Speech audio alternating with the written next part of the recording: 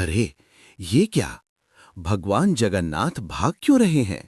आइए जानते हैं भक्त माधव दास की भक्ति की कथा, भगवान जगन्नाथ और माधव दास की कटहल चोरी की अद्भुत कथा। पुरी धाम, संध्या का समय। सागर की लहरें मधुर संगीत सी तट से टकरा रही हैं। आकाश केसरिया और नीले रंगों में घुला हुआ है। उसी तट पर नित्य भ्रमण करते हैं संत माधव दास। उनका भाव दास्य नहीं, सखा भाव है। वे प्रभु को स्वामी नहीं, अपना मित्र मानते हैं। कहते हैं स्वयं भगवान जगन्नाथ प्रतिदिन प्रकट होते, रेत पर उनके साथ बैठते, दोनों हंसते ठिठोली करते, जैसे दो पुराने मित्र मिल रहे हों। एक दिन संत ने देखा, आज प्रभु कुछ शांत हैं। माधव दास ने पूछा, प्रभु आज आप उदास क्यों हैं? प्रभु मुस्कुराए, धीरे से बोले, माधव बहुत दिन हो गए चोरी नहीं की। संत हंस पड़े, प्रभु अब वो बाल लीला छोड़ दीजिए। प्रभु ने सखा की ओर देखा, जिसकी जो आदत पड़ जाए सखा, वो कैसे छूटे।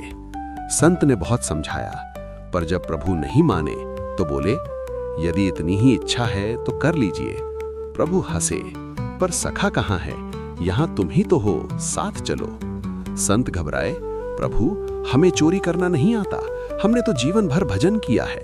प्रभु बोले, हम सिखा देंगे, बस थोड़ी फुर्ती चाहिए। रात गहरी हो गई। दोनों चुपचाप राजा के बगीचे की ओर बढ़े। पेड़ों पर बड़े बड़े कटहल लटके थे। चांदनी उनकी हरियाली पर चमक रही थी। संत बोले, राजा हमारे शिष्य हैं, मांग लेते हैं। प्रभु मुस्कुराए, मांगने में आनंद कहाँ, चोरी का रस अलग है। दोनों पेड़ के पास पहुंचे। प्रभु ने धीरे से कहा, धीरे बोलना। पर संत को अभ्यास कहाँ। पेड़ पर चढ़ते ही बोले, प्रभु इस पेड़ पर चढ़ूं या उस पर?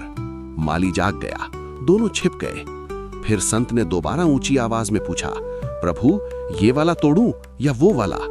बस माली डंडा लेकर दौड़ा और उसी क्षण प्रभु अंतर ध्यान हो गए।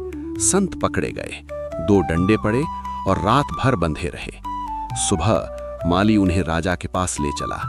राजा ने अपने गुरु को बंधा देखा, आंखें भर आईं। संत शांत स्वर में बोले, राजन इसे मत डांटो, चोरी हमने की है।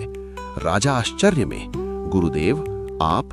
संत मुस्कुराए, कुसंग में पड़कर सब करना पड़ता है। महल में संत ने पूरी लीला सुनाई। राजा की आंखों से आंसू बह निकले, हृदय द्रवित हो उठा। उन्होंने पूरा बगीचा प्रभु को समर्पित कर दिया और वो बगीचा अर्पित हुआ जगन्नाथ मंदिर के स्वामी भगवान जगन्नाथ के नाम। शाम को फिर वही सागर तट।